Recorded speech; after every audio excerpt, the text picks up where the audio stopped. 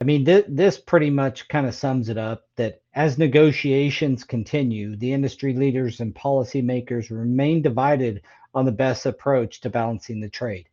National security, uh, drug trafficking, specifically fentanyl, and economic stability. So, dude, those are huge items that are we're talking about that there's no easy answer, right? You're talking balancing the trade, national security, economic stability, and drug trafficking. Like these are huge things we're talking about here, so we don't play to know the answers. We're just kind of chatting through it and giving you our opinions. So if you have opinions, let's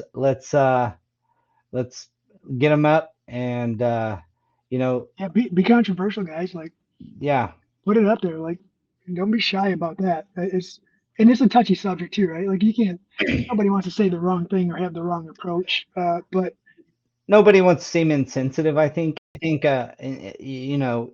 can certainly have a heart for something, but still know what like have to have the conversation about what is the best foot forward for both sides.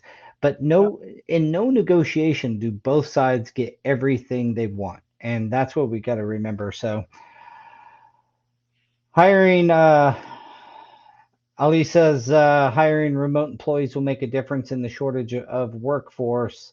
I think he's right so on sure. a lot of things that could be done remote. I have a remote assistant and she is fantastic. I've had in-house assistants and she is way better. And so some of that is very possible with today's technology, but you can't install floors if you're not here, If you're not there, yeah. framing up if you're not there. So that part of it's going to be tough. Thanks for all Yeah. the comments. Uh, what's your final thoughts there? You think it's a scare tactic that'll go away? Um, I hope it's a scare tactic that'll go away, right? What I think it is and what I hope it is, they are one and the same. But um, it's like any other venture or any other plan, right? It could fail, but it's a risk that has to be taken at some point in time in order for us as a country to understand the value we bring globally. We'll never know that unless we flex those muscles and say, okay, why am I why am I always generating revenue for everybody else instead of you guys? Like, it's like the cousin who comes over to your house all the time and eats all your steak but never brings his own steak. You know what I'm saying?